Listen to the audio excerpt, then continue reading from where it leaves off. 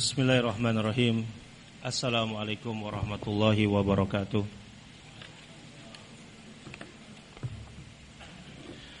Alhamdulillah wassalatu wassalamu ala Rasulillah wa ala alihi wa ashabihi wa man tabi'a hudah. Wa asyhadu an la ilaha illallah wahdahu rabbi la syarikalah. Wa asyhadu anna nabiyyana Muhammadan abduhu wa rasuluh sallallahu alaihi wa ba'd min bab istighlal al-waqt, dalam rangka memanfaatkan waktu yang ada baina maghribin wa isya. Kita akan kembali membaca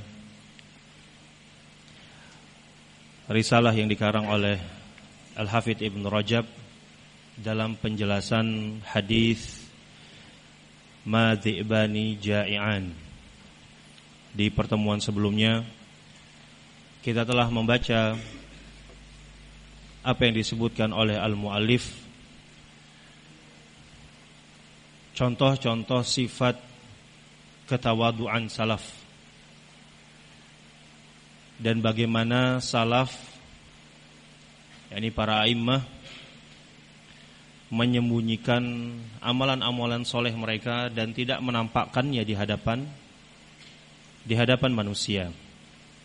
Kita ulangi sedikit apa yang beliau sebutkan. Qala Al-Hafidz Ibn Rajab rahimahullah, wa kana Ibrahimun Nakhai rahimahullahu idza dakhala alaihi ahadun wa huwa yaqra'u fil mushaf ghatahu.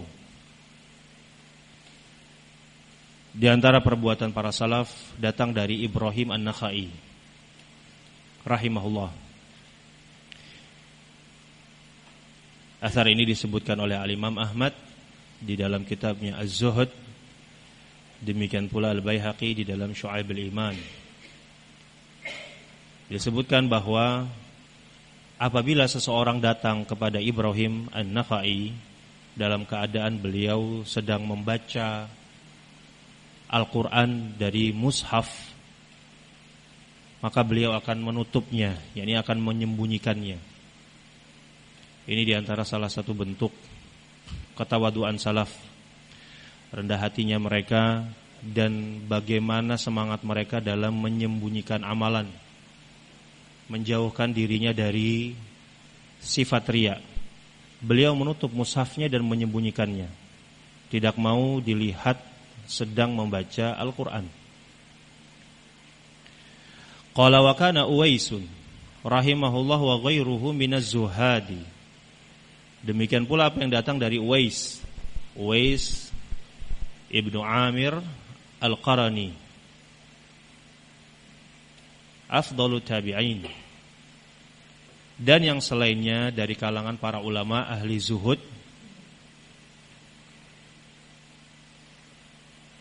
Idza urifu fi makanin irtahalu, adalah Uwais Al-Qarni rahimahullah dan yang selainnya dari kalangan para imam.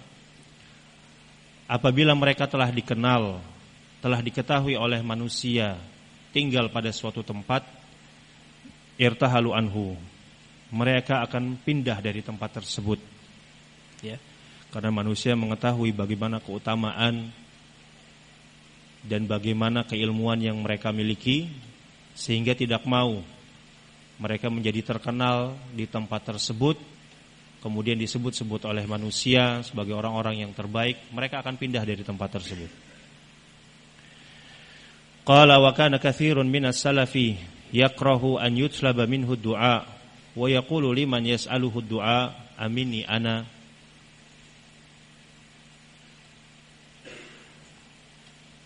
Kata al-mu'allif juga banyak dari kalangan para salaf mereka membenci dimintai doa. Nah, biasa manusia kalau mengetahui di antara mereka ada orang-orang yang soleh, ada orang-orang yang memiliki keutamaan, mereka akan datang kepadanya meminta untuk didoakan. Karena mereka mengetahui ini adalah orang-orang terbaik, ini adalah orang-orang soleh. Diharapkan dari doa mereka itu didengar oleh Allah Subhanahu wa ta'ala. Maka mereka pun minta untuk didoakan. Akan tetapi banyak dari mereka ketika dimintai doa, mereka akan mengatakan, amini ana. Kenapa? Dari saya. Nah, apakah dari saya diminta doa tersebut? Ya.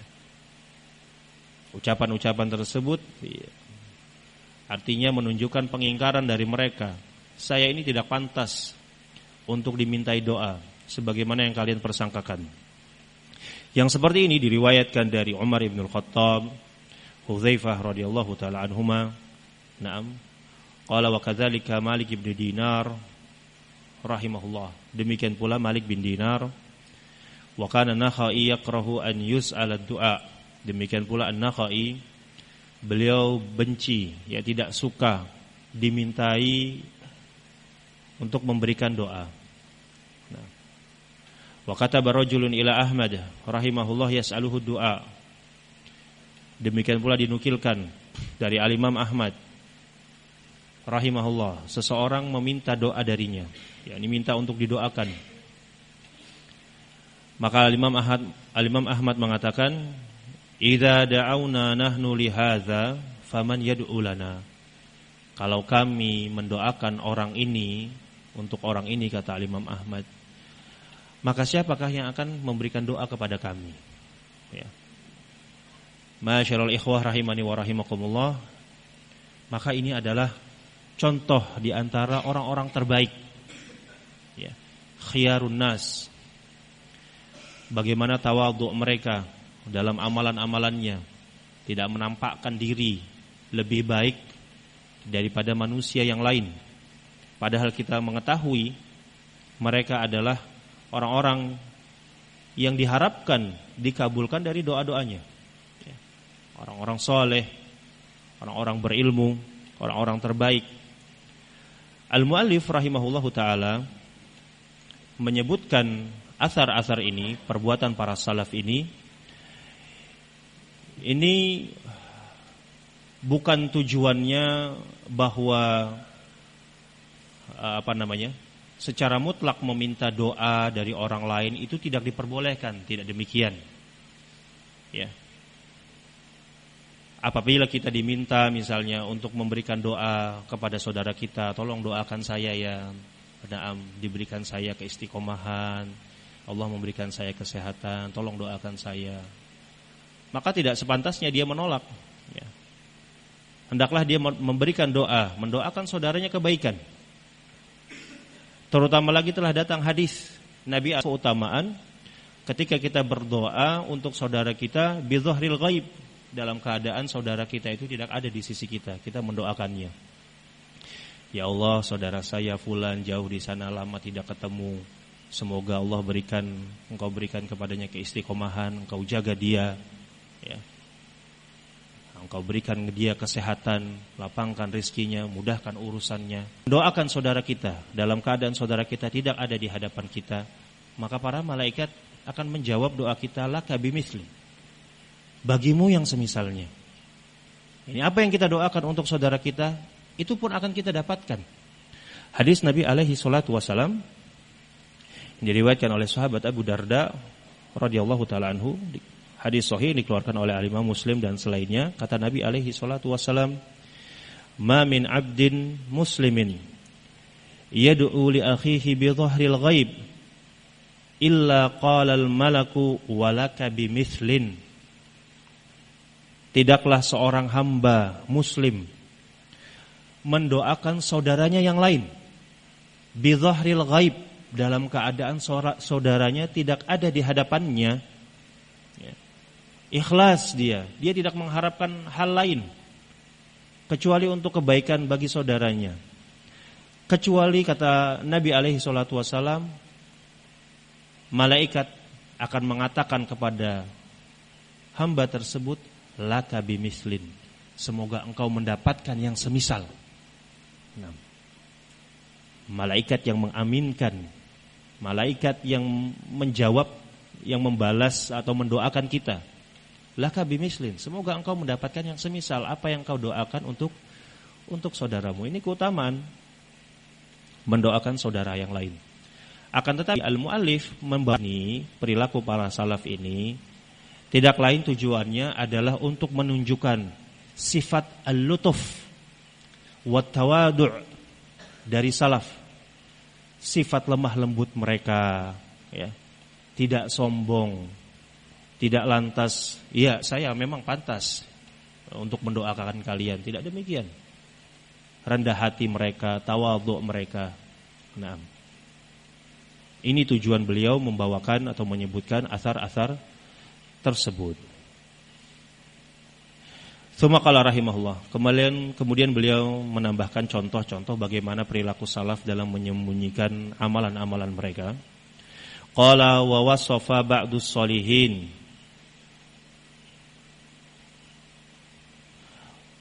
Qala wa wusifa ba'dus sholihin wajtihadahu fil ibadati li ba'dil muluk. Fa'azima ala ziyaratihi. Fabalagha dzalik.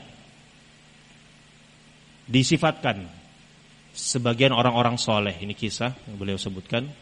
Ada sebagian orang-orang soleh disifatkan bagaimana ijtihad mereka, kesolehan mereka, kesungguhan mereka dalam beribadah. Nah, disebutkan sifat-sifat baik ini di sebagian para raja. Ya. Raja mendengar ada orang soleh di sana. Masya Allah, mereka ini rajin beribadah. Mereka ini adalah orang-orang yang berijtihad, bersungguh-sungguh dalam peribadahan. Ya. Maka raja tersebut berazam, berniat untuk menziarahi orang soleh tersebut.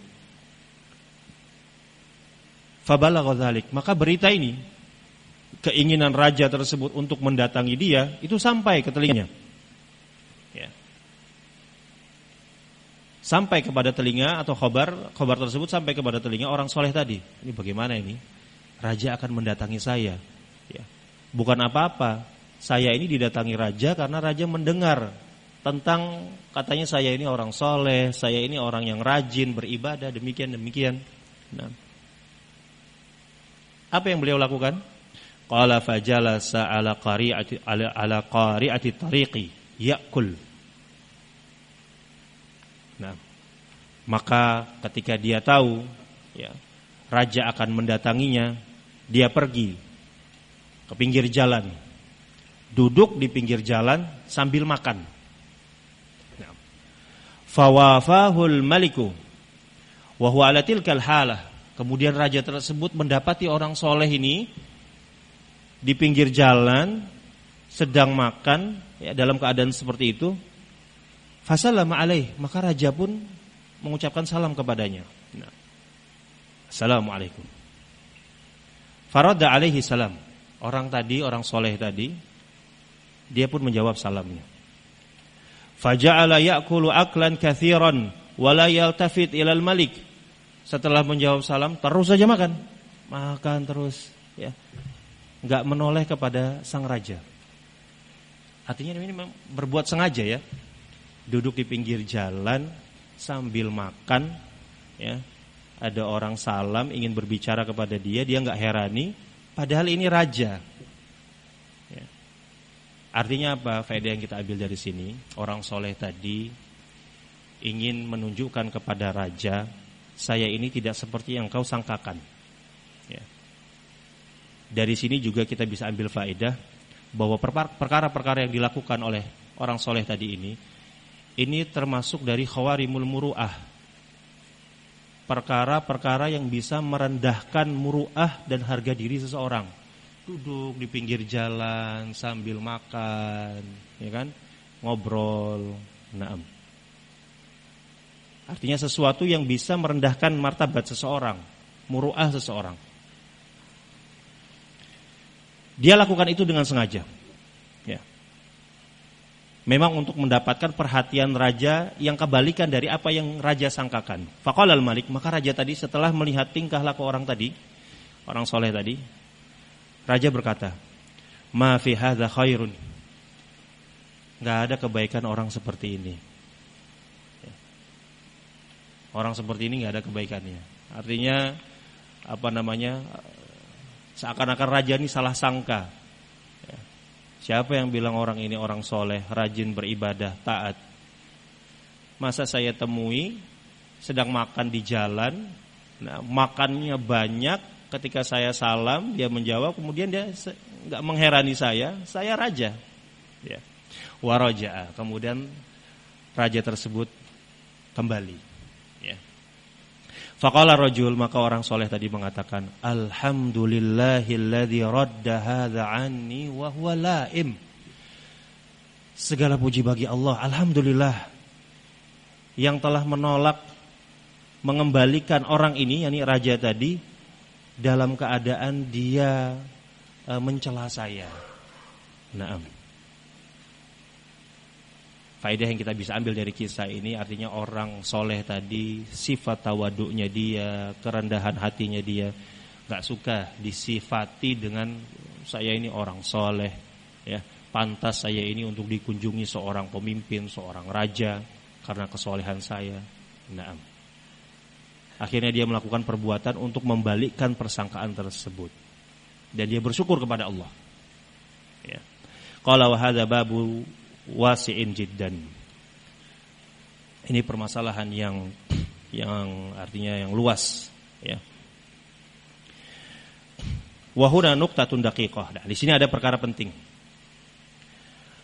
Ada perkara penting yang diberikan tanbih oleh al-muallif dalam permasalahan riya. Kebalikannya, ya. Orang yang sengaja dia tidak ingin dianggap soleh, tapi di dalam hatinya menyembunyikan sifat riya. Nah, saya nggak soleh, saya ini amalannya nggak apa-apa, saya ini ilmunya nggak seberapa kok dibandingkan fulan. Iya, di ucapannya. Tetapi di dalam hatinya dia menginginkan pujian, supaya dikatakan, oh orang ini tawadhu. Oh enggak, dia ini tawadhu saja, ini rendah hati. Ilmunya itu banyak, Masya Allah, dia ini saleh, amalannya banyak, dia taat beribadah. Dia mengatakan itu hanya tawadhu saja. Ini tujuan hatinya. Tidak sama antara lisan dengan hatinya. Dari sini beliau ingin memberikan tanbih. Poin penting. Qala wa hiya anal insan qad yadhummu nafsahu bainan nas yuridu bidzalika an yara annahu mutawadhi'un 'inda nafsihi fayurtafa'u fi bidzalika 'indahum wa yamdahunahu wa hadha min daqa'iqi abwabir riya. Naam. Seorang manusia yang dia merendahkan dirinya, saya ini enggak ada apa-apanya, saya ini enggak punya ilmu, ya. Saya ini bukan orang yang taat beribadah. Dia ucapkan ini supaya dia dianggap sebagai orang yang mutawadhi', orang yang tawadu, orang yang rendah hati. Naam, orang yang Masya Allah. Di hatinya dia ingin agar kedudukannya itu naik di hadapan manusia. Nah, kata al-muallif, ini termasuk permasalahan rinci yang perlu dibahas dalam permasalahan bab-bab riya. Ini contoh-contoh riya, ya. Dia merendahkan dirinya supaya dia itu dipuji, ya kan? Merendahkan dirinya supaya dia dipuji, mendapatkan pujian. Naam. Qala Mutarrif bin Abdullah bin Syakhir. Kemudian beliau menukilkan perkataan Mutarrif bin Abdullah bin Syakhir, di antara kibaru tabi'in. Kafa bin nafsi itra'an an yazummaha 'alal mala' ka'annaka turidu bidhammiha zinaha atau zainaha wa dzalika 'indallahi safahun. Kata Mutarrif bin Abdullah bin Syakhir, cukuplah seseorang itu dianggap melakukan itara', ya, ghulu dalam pujian. Itra' itu maksudnya adalah berlebih-lebihan dalam hal pujian, ya. Seseorang itu dianggap dia telah berlebih-lebihan, ya, untuk minta dipuji atau dalam memuji. Dia merendahkan dirinya di hadapan manusia, akan tetapi seakan-akan dia ingin menghiasi, justru ingin menghiasi, memuji dirinya sendiri, ya. Seperti ini di sisi Allah adalah kebodohan, adalah safah. Nah, karena riya itu permasalahan hati, iya kan? Bisa saja lisannya itu dia menjelekkan dirinya sendiri, tapi hatinya itu menginginkan agar dirinya dipuji. Di hadapan Allah Subhanahu wa taala ini adalah perbuatan bodoh. Nah, Allah Maha mengetahui isi hati. Ya. Walaupun ucapan yang engkau ucapkan demikian, tapi Allah Maha mengetahui isi hatimu, sangat bertolak belakang. Ini perbuatan bodoh di sisi Allah Subhanahu wa taala. Ya. Kita melihat akhlak seperti ini, masya Allah, di kalangan para a'immah kita. Sebut saja contohnya Al-Imam Al-Albani rahimahullahu ta'ala. Wala nuzaki 'alallahi ahadan wallahu hasibuh. Al-Imam Al-Albani rahimahullahu ta'ala pernah di dalam suatu muhadharahnya. Biasa di dalam muhadharah ada moderatornya yang membawakan pengantar atau muqaddimah. Ya. Moderatornya ini menyebutkan ya bahwa yang akan mengisi ceramah ini adalah seorang imam ahlul hadis, demikian dan demikian, ya, syekh kabir, alim kabir, disebutkan pujian-pujian. Dalam keadaan ada Syekh Al-Albani, ya, di sisinya. Ini beliau siap untuk mengisikan ceramah. Diberikan pujian-pujian. Nah, maka ketika diberi kesempatan untuk menyampaikan kalimatnya, Syekh Al-Albani menangis. Beliau menangis. Ya. Menangis karena telah dipuji dengan pujian-pujian seperti itu. Ya. Artinya seperti ini loh contoh para a'immah kita. Ketika mereka dipuji, ya, apa sih seharusnya yang dilakukan? Apakah justru berbangga diri? Ya benar, pujianmu memang seperti itu. Ya, saya ini memang demikian dan demikian. Tidak. Syekh Al-Albani menampakkan ketidakrelaannya. Beliau menangis. Ya. Kemudian beliau mengucapkan sama seperti yang pernah diucapkan oleh Abu Bakar As-Siddiq ketika menerima pujian. Doa kepada Allah. Allahumma la tu'akhidni bima yaqulun waj'alni khairan mimma yadhunnun waghfirli ma la ya'lamun. Ini doa yang beliau sampaikan, sama seperti doa Abu Bakar As-Siddiq kepada Allah Subhanahu wa taala ketika orang-orang memujinya. Ya Allah, jangan Engkau siksa aku atas apa yang mereka ucapkan. Ya. Apa yang mereka ucapkan artinya diriku tidak seperti itu. Akan tetapi jadikanlah aku lebih baik dari apa yang mereka persangkakan. Dan ampuni aku dari apa yang mereka tidak ketahui dari amalan-amalan perbuatanku. Nah, contoh di antara para a'immah kita. Qala faslun, kemudian fasal yang baru, beliau menyebutkan wa qad tabayyana bima dzakarna anna hubbal mali war ri'asati wal hirsa 'alaihi ma yufsidu dinal mar'i hatta la yabqa minhu ila ma syaa Allah kama akhbara bidzalika an-nabiyyu sallallahu alaihi wasallam. Setelah menyebutkan contoh-contoh perbuatan para a'immah,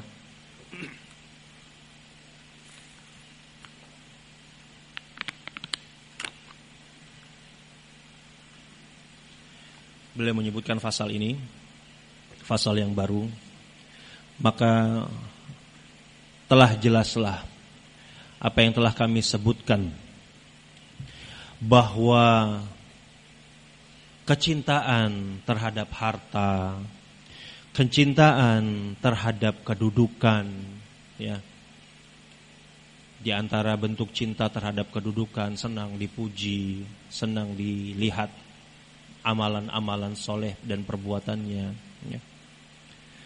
Dan ambisi terhadap keduanya, harta dan kedudukan tersebut, ini bisa menghancurkan agama seseorang, ya. Sampai-sampai bisa agama tersebut habis, tidak tersisa sama sekali kecuali apa yang dikehendaki oleh Allah Subhanahu wa taala. Sebagaimana yang telah disebutkan Nabi alaihi salatu wasallam di dalam hadisnya, yakni hadis yang kita bahas ini. Ya. Hadis ma dhi'bani ja'ian ursila fi ghanamin bi afsadalaha min hirsil mar'i alal mali wa syarafi lidinihi.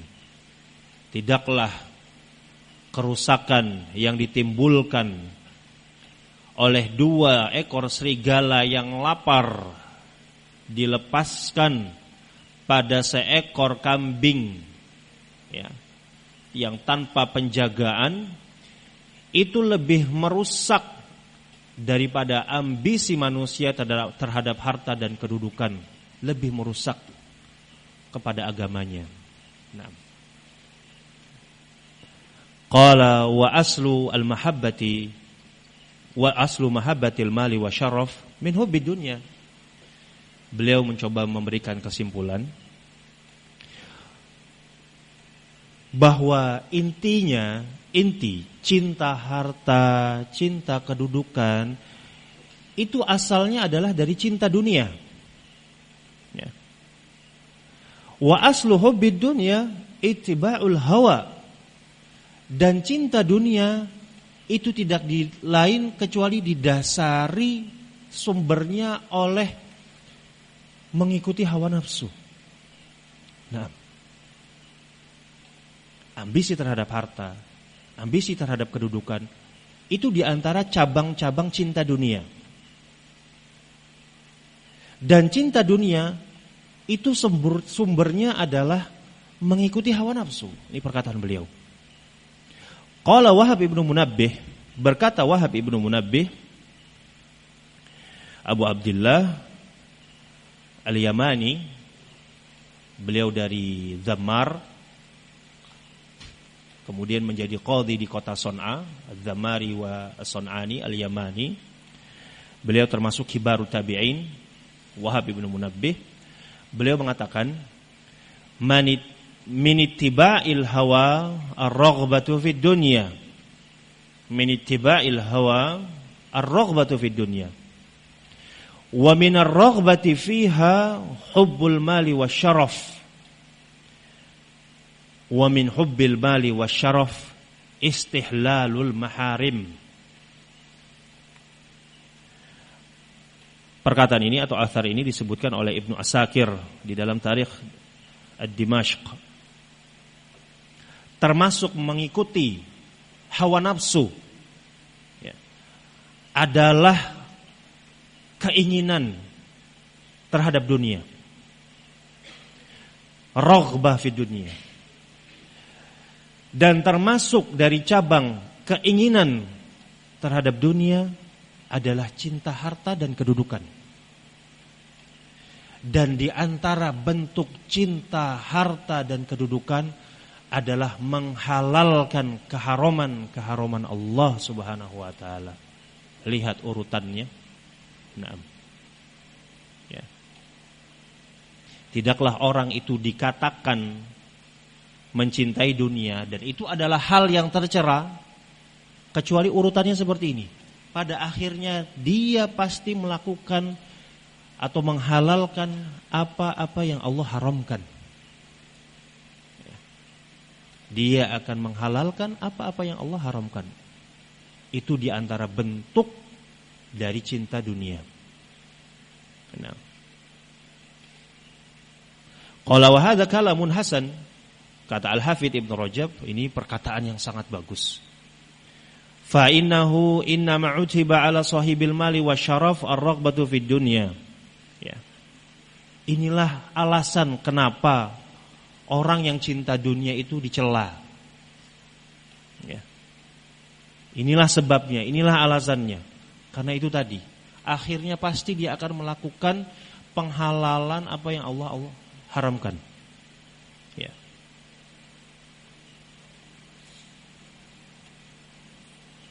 Tapi kalau misalnya ada pertanyaan, yang namanya sifat dasar manusia, tabiat manusia kan suka harta, ya, suka kedudukan, senang mendapatkan kedudukan yang baik, senang mendapatkan kelapangan harta. Bukankah demikian?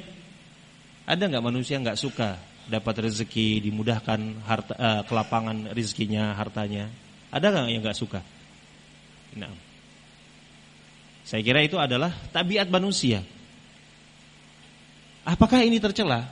Kalau ada seseorang mengatakan, saya suka harta, saya mengumpulkan harta, tapi saya lakukan apabila harta tersebut terkumpul, saya akan beribadah dengan harta tersebut. Saya akan infakkan di jalan Allah Subhanahu wa taala. Saya akan pergunakan harta tersebut dalam rangka untuk menyebarkan dakwah. Apakah dikatakan, oh ini juga perbuatan tercela? Tidak demikian. Ya. Tidak demikian. Penjelasan seperti ini telah kita sebutkan di awal-awal pembahasan hadis ini. Ya. Kecintaan dia terhadap harta, kedudukan itu dikatakan tercela apabila sampai memalingkan dan menghalangi dia dari menunaikan kewajiban. Perhatikan ya, cinta harta, cinta kedudukan, ini dikatakan tercela apabila bisa memalingkan dia dan menghalangi dia waliyadzubillah dari menunaikan kewajibannya sebagai seorang muslim, sebagai hamba Allah.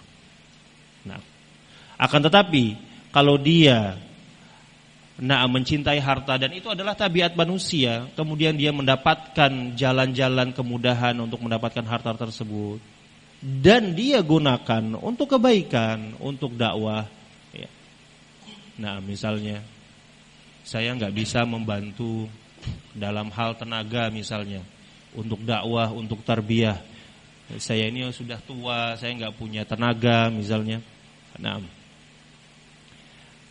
dan juga saya nggak bisa membantu dalam hal misalnya memberikan pemikiran-pemikiran atau solusi masalah.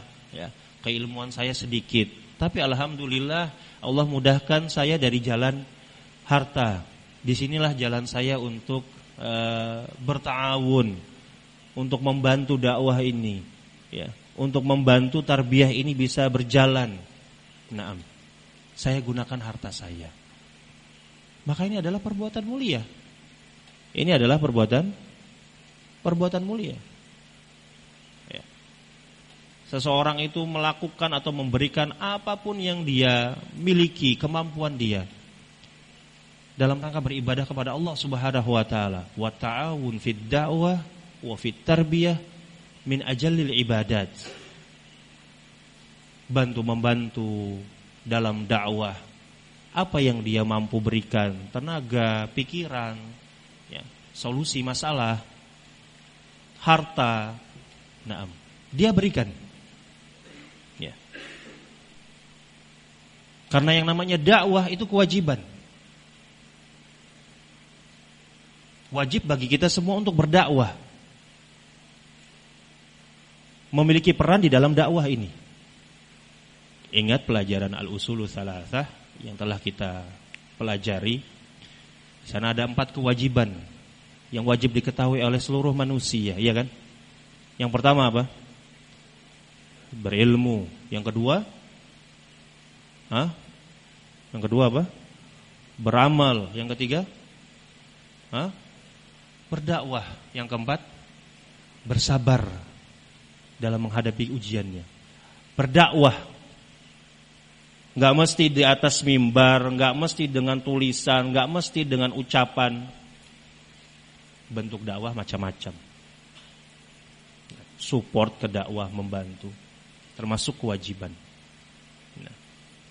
Alangkah beruntungnya ada orang yang memahami bahwa dakwah bagi dia itu adalah suatu kewajiban. Sangat beruntung. Akan tetapi lebih beruntung lagi apabila dia menganggap itu bukan sekedar kewajiban. Perhatikan. Beruntung seseorang, dia punya pemahaman dakwah itu kewajiban. Alhamdulillah dia mengerti. Apa dalilnya bahwa dakwah itu kewajiban? Apa dalilnya? Surat Al-Asr, iya kan?